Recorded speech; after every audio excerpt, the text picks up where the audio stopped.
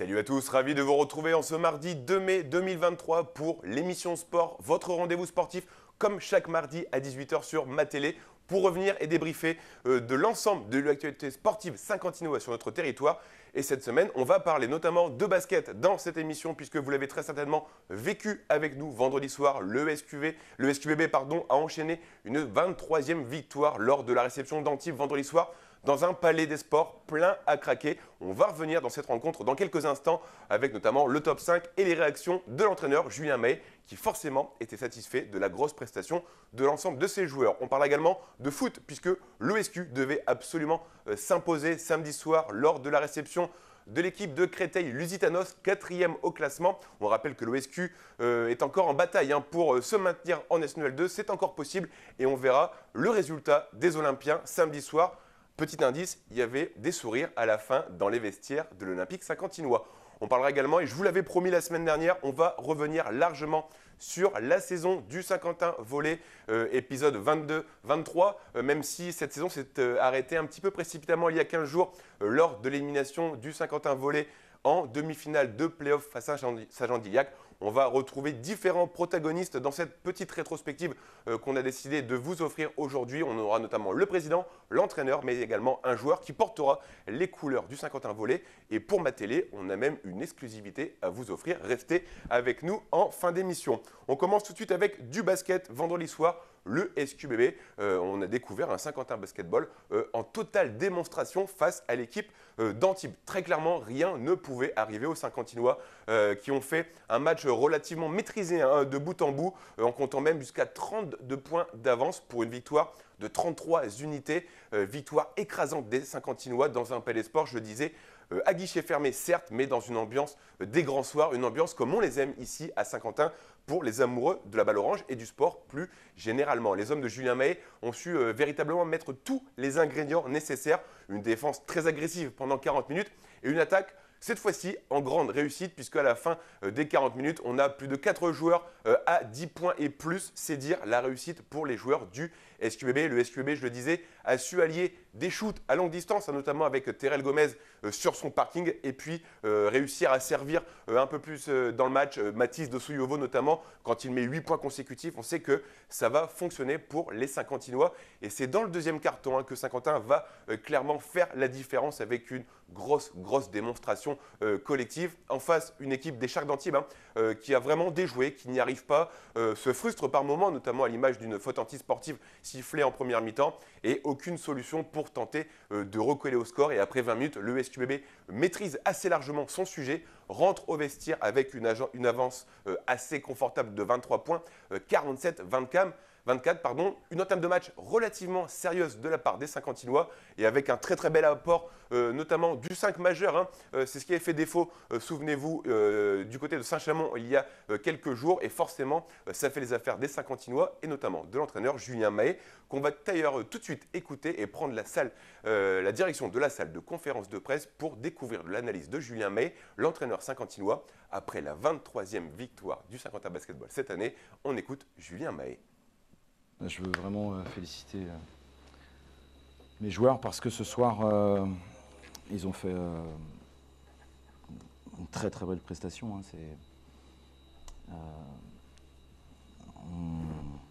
On a montré d'entrée de jeu qu'on n'allait rien donner de facile. On a mis de l'intensité, de l'énergie, de la dureté. Et on l'a fait pendant 40 minutes. Et étant donné que de l'autre côté du terrain, on a trouvé de l'adresse, ça fait des écarts, quoi. Ça fait un gros écart. Donc, je suis très fier de la prestation de ce soir parce que on sort d'un calendrier compliqué avec beaucoup de déplacements et un match où on a été vraiment en dessous à Saint-Chamond. Et donc avoir cette capacité de relance et cette qualité-là, c'est bien parce qu'en plus on a eu les petits pépins dans la semaine, pas grave, mais qui ont fait qu'on ne s'est pas entraîné avec beaucoup de qualité. Donc, quand on est coach, on a quand même envie au quotidien d'avoir une qualité d'entraînement. On ne l'a pas eu cette semaine. Et bon, on a vu que le jour de match, les joueurs ont mis le bon mode ce soir. Donc, je suis très heureux. Encore une fois, une très belle salle. Une très belle salle, des encouragements du début à la fin, une très belle ambiance. Un public qui nous suit. Donc, c'est une très belle soirée pour nous ce soir. Très belle soirée. Très très belle soirée et forcément très belle victoire, hein. Vous l'avez vécu avec nous. Si malheureusement vous n'avez pas la chance d'avoir des billets pour accéder à Pierrat, cette belle victoire du Saint-Quentin Basketball, parce qu'au retour des vestiaires, les Saint-Quentinois vont garder exactement la même dynamique à l'image d'un certain Brandon Horvat, hein, qui a enchaîné 8 points consécutifs pour ne laisser vraiment aucun espoir aux adversaires du soir, les Sharks d'Antibes. Même si Antibes va retrouver un petit peu plus d'adresse, hein, en deuxième mi-temps. Ils vont passer d'un 34 à un 51% de réussite. Mais l'USQB, quant à lui, va continuer sa marche en avant, surtout offensivement d'ailleurs. Les stats parlent d'elles-mêmes, hein, 8 nouvelles passes décisives à mettre à l'actif des Saint-Quentinois. Un très séduisant 5 sur 11 à longue distance, à l'image de Captain Gillet, hein, qui fait du bien. Il compile 2 sur 3 à 3 points. Et grâce à ça, les coéquipiers de Terrell Gomez continuent de creuser l'avantage dans cette seconde mi-temps. L'avantage au score avec 25 points d'avance à l'entame du dernier carton du Money Time, même si on ne peut pas l'appeler comme ça parce qu'on savait très bien que la victoire ne pourrait pas échapper au SQBB, 69-44 avant les 10 dernières minutes. Et le dernier carton ne va pas changer les choses, hein, très clairement. Même si on voit Jean-Marc Pansat, Benjamin Monclar qui essayent de se rebeller un petit peu. Mais malheureusement, il est trop tard pour les joueurs d'Antibes. C'est le SQB qui est bien trop loin au score pour tenter les joueurs d'Antibes de revenir dans cette rencontre. Les Saint-Quentinois continuent de dérouler dans une ambiance véritablement incroyable, hein. On le rappelle, plus de 3300 supporters présents et on voit vraiment un véritable engouement puisqu'on se rapproche, hein, de cette fin de saison. On en reparle dans quelques instants. Et ce soir, vendredi soir, c'est le collectif qui a clairement fait la différence. Comme l'a souligné Julien May en conférence de presse, vous l'avez entendu il y a quelques instants, c'est vraiment le collectif et on peut vraiment compter sur l'ensemble des joueurs, que ce soit le 5 majeur et également les joueurs de banc qui ont fait un bel apport. Si on contraste avec Saint-Chamond, clairement, les 10 joueurs ont apporté leur pierre à l'édifice et c'est sûrement d'ailleurs ce qui fait la force du collectif Saint-Quentinois cette saison pour le plus grand plaisir des supporters, bien évidemment. On va retourner tout de suite en salle de conférence de presse pour continuer d'entendre l'analyse de Julien Mahé, forcément satisfait, je le disais, même s'il cache un peu son sourire et on sait qu'on est focus, hein, sur les 2 derniers matchs, mais on retourne tout de suite écouter Julien Mahé, l'entraîneur du Saint-Quentin Basketball. Collectivement, tu vois, si les stats sont bonnes, il y a 31 passes décisives pour 34 paniers. 31 passes décisives pour 34 paniers, seulement 7 balles perdues. Et une nouvelle fois, quand on est comme ça, le job est simple de coach parce que ça bouge pas.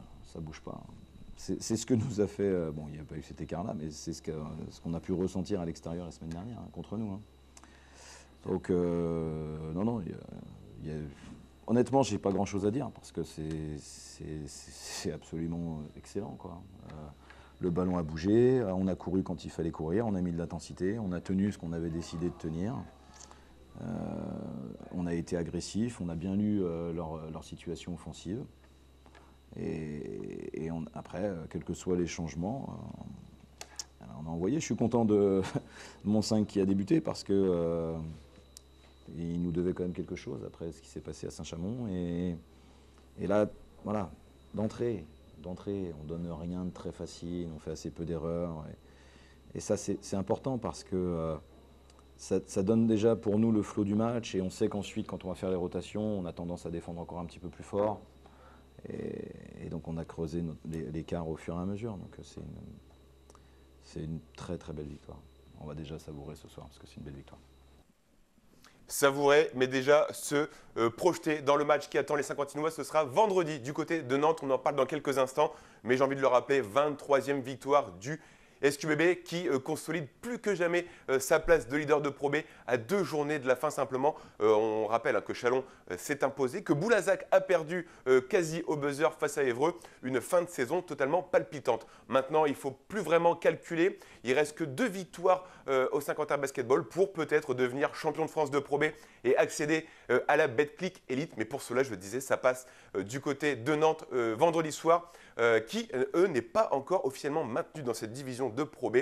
Le SQBB est à 80 minutes de bonheur et s'il joue comme ils ont joué vendredi. Le bonheur va vite arriver et forcément pour notre plus grand plaisir. Et forcément, quand on a un événement de cette ampleur qui s'annonce à Saint-Quentin, ma télé met les petits pas dans les grands. Et Bertrand a beaucoup travaillé durant ce week-end et encore hier, jour férié. Et on est fiers de pouvoir vous annoncer que vendredi, nous allons pouvoir suivre en direct cette rencontre sur ma télé en direct. Je serai avec Greg et Pascal, alias Passe-Passe, pour commenter cette rencontre et on aura même un envoyé spécial du côté de la Trocadière à Nantes puisque Christian fera le déplacement et ce sera notre envoyé spécial en fil rouge toute la soirée pour avoir des réactions des supporters parce qu'ils vont être nombreux à faire le déplacement du côté de la Loire-Atlantique vendredi soir. On rappelle que même en cas de victoire, le SQB ne serait pas officiellement en Betclic. Il faudra attendre le résultat de samedi et voir si Chalon s'incline ou non. Sinon, il faudra passer par une victoire vendredi face à Angers. Mais en tout cas, on vous donne rendez-vous déjà vendredi 19h45 en direct sur notre antenne pour vivre ce match qui sent la poudre forcément. Et on sera en direct depuis Nantes avec Christian qui fait le déplacement et forcément, on le remercie.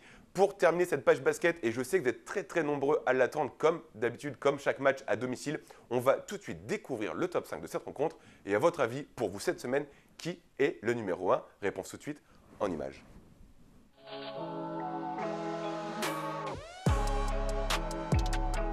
Les passes, ça ne contrôle pas bien le jeu de Charles Gomez, ouais. le step back, il est propre celui-là.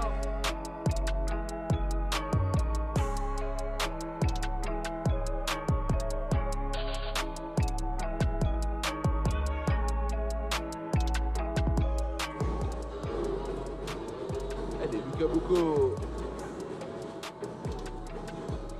On va renverser sur Loïc Schwartz. Lucas Boucaud. Loïc Schwartz. Oh, que c'est costaud!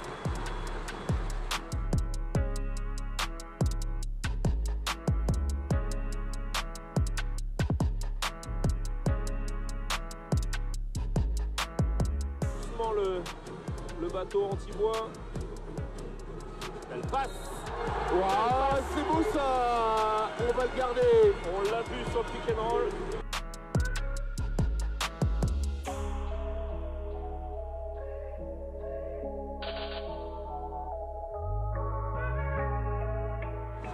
C'est tout ce qu'il ne faut pas à Saint-Quentin quand il vient de l'extérieur. Allez, ça relance. Il faut relancer. Allez, il faut relancer les gars. Voilà. Faut emballer tout ça dès maintenant. Il faut faire tomber le plafond. Elle passe.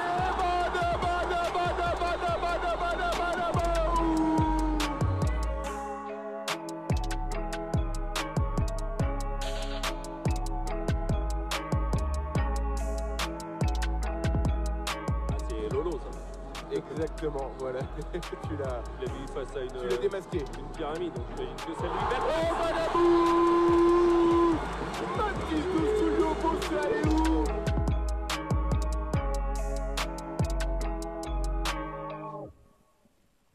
Rendez-vous vendredi soir pour continuer ensemble d'écrire l'histoire du SQBB. Et on espère en tout cas qu'elle sera la plus belle possible. On enchaîne avec du foot cette fois-ci puisque samedi soir, l'OSQ avait absolument besoin d'une victoire pour conserver l'espoir de se maintenir en National 2 à la fin de la saison. L'OSQ qui recevait l'équipe de Créteil-Lusitanos, 4e au classement. Avant cette rencontre, les Saint-Quentinois étaient relégables et avaient forcément besoin des 3 points de la victoire.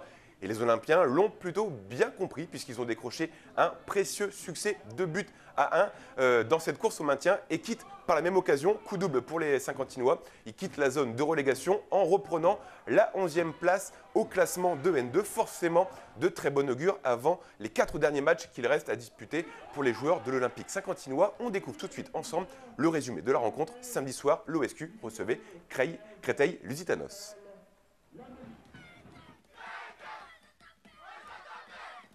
Opposé au 4e du classement, l'OSQ a réalisé un très beau coup samedi soir face à l'équipe de Créteil-Lusitanos. Une victoire qui satisfait forcément l'entraîneur de cette formation saint-quentinoise, Johan Jackson. Ouais, elle est quand même dans la continuité des choses. Les prestations sont intéressantes. Il ne faut pas qu'on lâche ça. Plus on fait des prestations intéressantes, plus on a des chances de prendre des points. La semaine dernière, il y a eu un concours de circonstances qui a fait qu'on a mal géré le truc, mais on était pas mal parti aussi. Donc vraiment, c'est super. Et les joueurs sont immenses. Ils sont immenses au niveau du courage, ils sont immenses. Et c'est magnifique de pouvoir continuer justement à rivaliser avec les équipes. Parce que justement on donne tout, la générosité est importante et puis aussi dans le jeu on est de plus en plus intéressant, on commence à mettre aussi à la répétition de mettre des jolis buts collectivement parlant, donc il faut vraiment continuer sur ces bases là. On sait qu'il reste 4 matchs, ça jouera jusqu'au dernier match je pense, donc à partir de là il ne faut rien lâcher quoi. Le fait de remarquer juste avant la mi-temps a été intéressant de prendre l'avantage parce que je pense qu'on méritait quand même de mener à la mi-temps. Donc après la deuxième mi-temps a été plus compliquée, mais je pense que c'est vrai que c'était important de rentrer avec un avantage à la pause quoi. Tout est faisable, ouais, tout est possible, mais on est dans les clous et ça c'est intéressant. Nous ce qu'on veut c'est ça, c'est qu'on se donne jusqu'au bout, à fond, pour obtenir le maintien. Mais là je pense que les gens ne réalisent pas les différences de budget qu'il y a entre Créteil et nous, hein. C'est une équipe qui descend de nationale, hein, avec des garçons qui sont tous sous contrat. C'est incomparable avec nos situations, on va dire, purement sportives et administratives vis-à-vis des contrats, hein. Il reste 4 matchs pour l'Olympique Saint-Quentin avant la fin de la saison et il faudra s'imposer dès ce week-end en déplacement cette fois-ci du côté de Boulogne-sur-Mer. De la joie forcément dans les vestiaires de l'Olympique Saint-Quentinois après cette victoire. Merci d'ailleurs aux dirigeants de l'OSQ d'avoir permis d'ouvrir les portes des vestiaires pour partager avec vous ces très belles images de joie et forcément de plaisir. C'est une victoire qui, je disais, fait du bien forcément à 4 journées de la fin du championnat. Et après avoir écouté l'entraîneur saint-quentinois Johan Jackson, maintenant on va écouter Alex Mendez. C'est le portier de l'OSQ qui est à notre micro, juste après le coup de sifflet final. Forcément, lui était également souriant. Je vous propose de l'écouter. Ouais, elle est belle, elle fait du bien. En plus, on a senti qu'on avait un public qui était derrière nous. Donc ça fait plaisir. Et grâce à eux, on a tenu jusqu'à la fin du match, 94-95, parce que l'arbitre avait annoncé 4 minutes. On a tenu. On a beaucoup subi en deuxième mi-temps, mais on a su faire le dos rond et on a su être costaud et pas encaisser en deuxième mi-temps et garder cet avantage. C'est important parce qu'on met 2 buts sur 2 belles situations, je trouve. On trouve le décalage. À Nice, fort devant le but 2 fois. Et Hugo, on connaît Hugo, toujours bien placé. Et au bon endroit, mais ouais, ça fait plaisir. Après, c'est ce petit but qui fait un peu, quand t'es gardien, tu sais, on préfère garder le but inviolé, mais bon, c'est comme ça, c'est tout. On repart avec les 3 points, c'est très important pour le maintien, je pense, et on aura besoin de tout le monde jusqu'à la fin de saison. Tout est encore jouable, on le sait, de toute façon. On n'est pas enterré et on va tout faire pour maintenir ce club en National 2. En tout cas, c'est tout le mal qu'on souhaite à l'Olympique Saint-Quentinois pour qui il reste 4 matchs et forcément, on vous tiendra au courant de l'évolution et on leur souhaite de se maintenir en National 2. Chose promise, chose due. Je vous avais promis la semaine dernière de parler et de revenir sur la saison du Saint-Quentin Volley. Il y a 15 jours, malheureusement, vous le savez, le Saint-Quentin Volleyball a été éliminé en demi-finale de play-off de Ligue B. D'ailleurs, c'était du côté de Saint-Jean-d'Illac lors du match 3. On va peut-être pas trop remuer le couteau dans la plaie forcément. Mais une semaine après, on avait envie, avec Bertrand, de revenir sur cette très très belle saison qu'on a vécue tout au long de cette année 2022-2023, une fois encore. Et nous avons tendu notre micro à différents protagonistes de cette belle saison réussie pour le Saint-Quentin Volley. L'objectif principal était de terminer dans le top 3. C'est chose faite, même si on aurait aimé accéder une deuxième fois consécutive en finale. Malheureusement, les choses, et c'est la loi du sport qui est comme ça. Et on va tout de suite commencer par Serge Tricnot, le président du Saint-Quentin Volley. Et d'ailleurs, juste pour vous, supporters du Saint-Quentin Volley, il va vous livrer une exclusivité. On écoute Serge Tricnot, président du SQV. Il m'a fallu quelques jours pour digérer cette défaite. Parce que quand on a goûté aux joies d'une finale, on a envie d'y retourner. Donc c'était un petit peu dur les 2-3 jours suivant le match. Et le match qui n'en a pas été vraiment un, ça n'a pas été un gros match. Par rapport au match qu'on a livré d'ailleurs une semaine plus tôt, rien à voir. Rien à voir. L'équipe n'était pas... Je ne sais pas ce qui s'est passé vraiment. On a des joueurs importants qui n'ont pas tenu leur rôle, donc ça c'est un petit peu dommage. La saison globalement, c'était quand même une belle saison. C'était un championnat très ouvert. On a battu tout le monde pratiquement, donc Et je me souviens aussi de matchs où on était attendu et on a su créer la différence. Donc non, vraiment une belle saison, satisfait de ma saison quand même. Alors l'objectif de début d'année, c'était de finir dans les 3 premiers du championnat régulier et d'accéder absolument à la demi-finale. Donc on peut dire que l'objectif est rempli. Par contre, il y avait une petite finale derrière, c'était quand même beaucoup mieux. Un élément marquant, la victoire à Cannes. À Cannes, c'était quand même la grosse écurie. Je crois qu'on est les premiers à être allés gagner chez eux, donc là on avait un petit peu marqué les esprits. Et puis je dirais aussi la victoire contre Mende à la maison, où ils prennent 3-0 en 50 minutes. Donc ça c'était vraiment aussi un match assez extraordinaire. Les supporters, c'est une chose extrêmement importante pour un club, pour une équipe. Quand on joue devant 300 personnes, c'est pas pareil. Hein. Quand on a, par exemple, la demi-finale, on était 1800 personnes. Donc oui, il y a un engouement. Je crois que le club a su créer quelque chose pour ramener des supporters, ramener beaucoup de personnes au Palais des Sports. Donc ça, c'est aussi une fierté du club. Oui. Je peux vous dire que le marché des transferts est déjà ouvert depuis déjà un bon moment. Alors comment ça se prépare on commence à préparer l'équipe avec autant d'envie. L'objectif l'année prochaine, ce sera pareil, c'est être dans le haut du tableau. Il est hors de question que le Saint-Quentin Volley soit dans le ventre mou ou en fin de tableau. Non, c'est toujours le top 3 qui sera visé. Donc on s'y prépare, on a déjà commencé à recruter. Alors on sait que Bala s'en va, on sait que Jérôme Clerc nous quitte également, que Rodriguez cherche un club de Liga, que le libéraux ne sera plus Saint-Quentinois l'année prochaine. On lui a proposé de renouveler, mais il n'a pas donné réponse ou il a trop tardé. Donc on a signé un nouveau libéraux qui est Sylvain Benex. C'est apparemment le meilleur libéraux de la Ligue B l'année dernière. Donc il était à Nancy, il fait une saison pas terrible. On sait ce qui s'est passé à Nancy. Hein.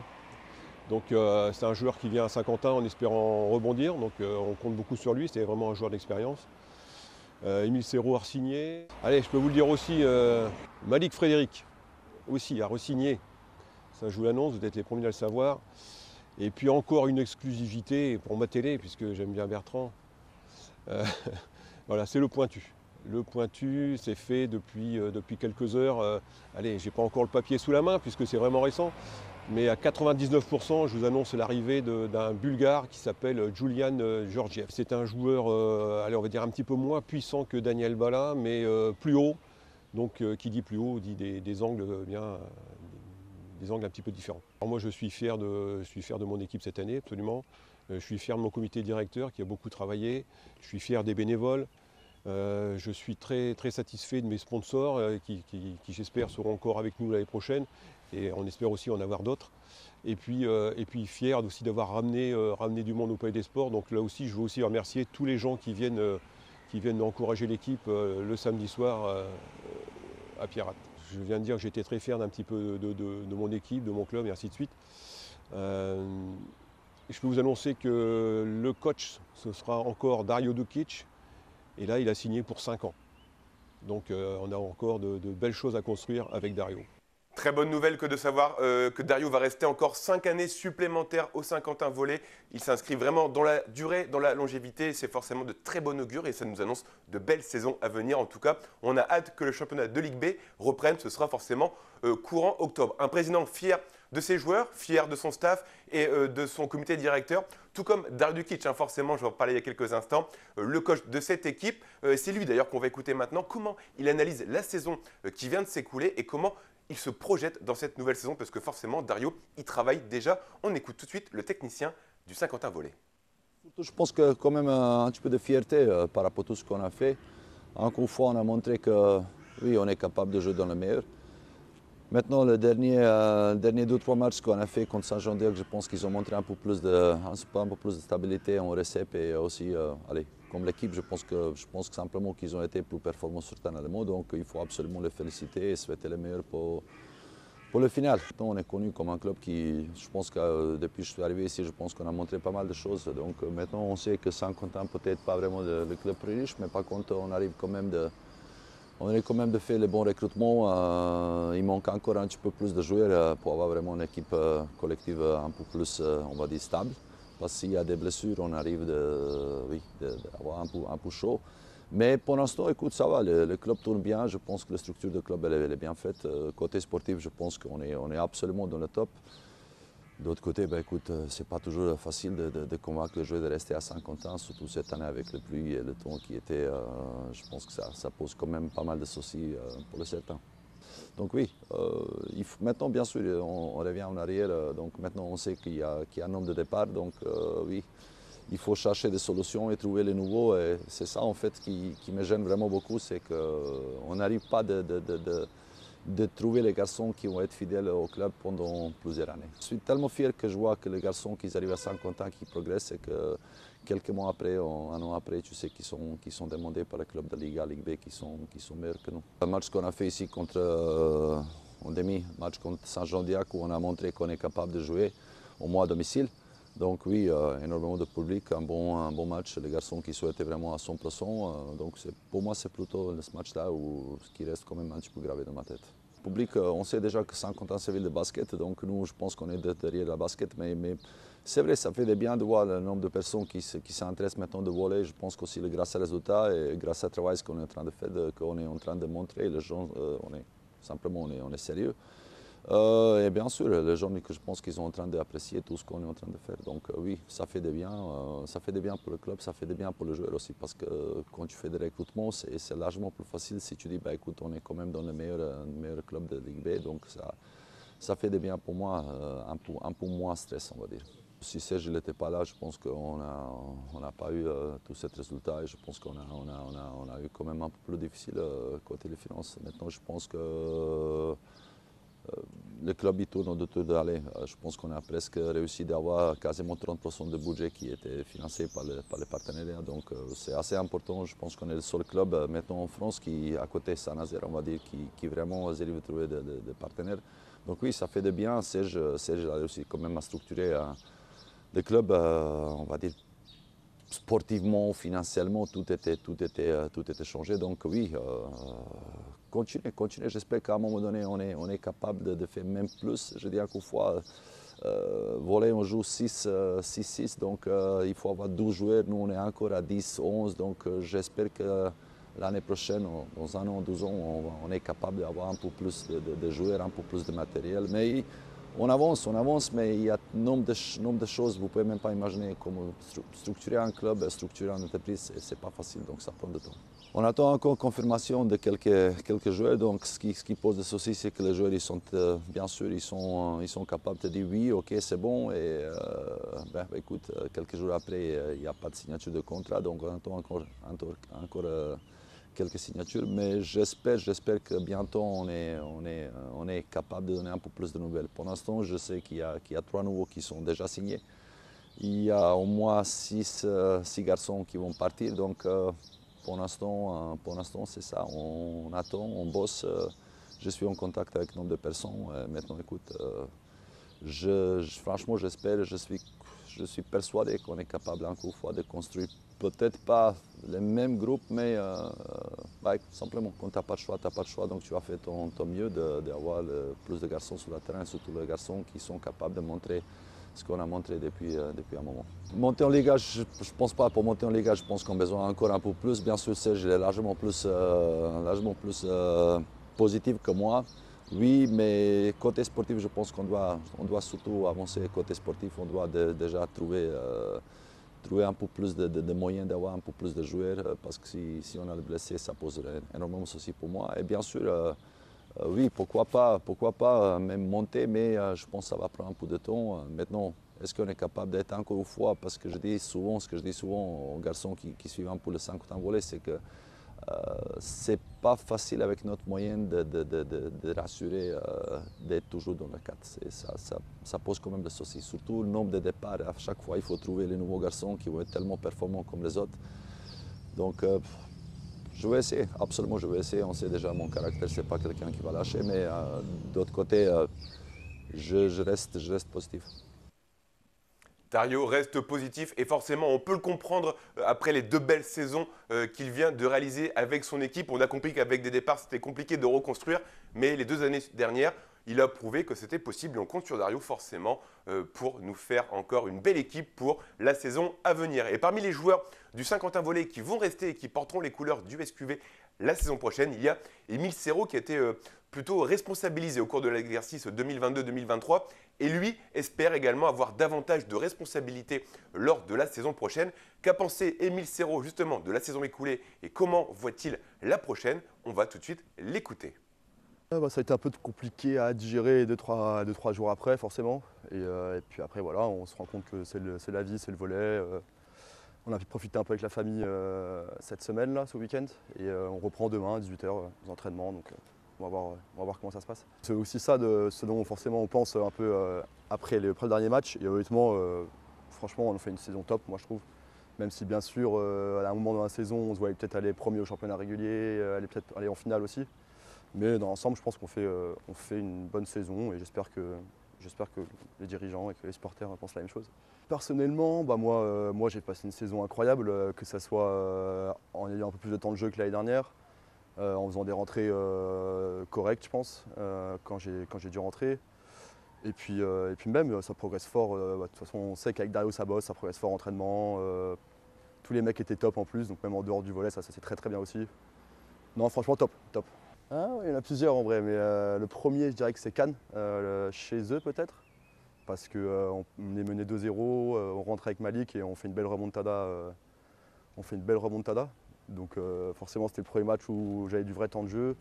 Je pense que ça donnait confiance au coach, donc je dirais que c'est un peu le match rêve pour moi individuellement en tout cas. De manière collective, je dirais que le meilleur match c'est à domicile. Des matchs sur lesquels j'ai même pas joué pour le coup, mais c'est Mende et Cannes, je dirais. Les deux, Mende et Cannes à domicile où on a fait des gros matchs. Ouais. C'est vrai qu'on a eu un petit creux, je ne sais plus exactement dire quand c'était, je dirais janvier, février un peu. Ouais, c'est compliqué d'expliquer vraiment pourquoi. Après voilà, c'est le sport, on peut pas être à 100% tout le temps. Surtout qu'on n'a pas un effectif de 14 joueurs ou de 15 joueurs comme certains clubs, donc peut-être un peu de fatigue. Et voilà, la fatigue, je dirais, mais on a su rebondir, donc c'était le principal. Ça, c'est énorme, et c'est ce que je dis d'ailleurs à tous mes potes, c'est que vraiment à 50 ans, on a de la chance d'avoir déjà beaucoup de monde, une salle magnifique, beaucoup de monde et une belle ambiance. Donc franchement, pure régalade les samedis soirs ici. Pour moi, c'est une première, hein, clairement. L'année dernière, c'était clairement une première. Mes amis en dehors du volley ont un peu de mal à y croire, même parfois. Je leur dis, si, ils sont à fond à chaque fois et ça nous fait du bien. Ils sont venus à Aillac en demi-finale. Enfin, c'était incroyable. Non, ça fait toujours plaisir d'avoir des supporters comme ça, qui nous font des surprises même parfois, sans nous prévenir, hein, qui viennent. Comme je t'ai dit tout à l'heure, moi j'ai passé 2 super saisons ici, notamment cette année où en plus j'ai pas eu le temps de jeu, etc. Donc je me dis pourquoi pas essayer de gagner encore plus de temps de jeu l'année prochaine, avoir plus d'importance dans l'équipe. Ça se passe très bien avec Dario, avec Serge aussi, avec tous les dirigeants. Je me sens bien ici. Enfin, il n'y a que des raisons de rester au final, que des raisons de rester. Et je suis très content d'avoir signé. Je fais confiance à Dario et à Serge, je sais qu'ils vont faire un bon recrutement. Et puis après, on va voir si la maillot elle prend. Mais ouais, j'y crois. En tout cas, top 3, je pense que ça sera encore l'objectif. Je vous remercie pour toute la saison, d'avoir été présent, de nous avoir soutenus, etc.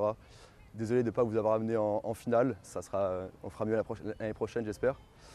Et sinon, qu'on se retrouve très vite sur les terrains, mi-octobre, j'imagine, la saison prochaine.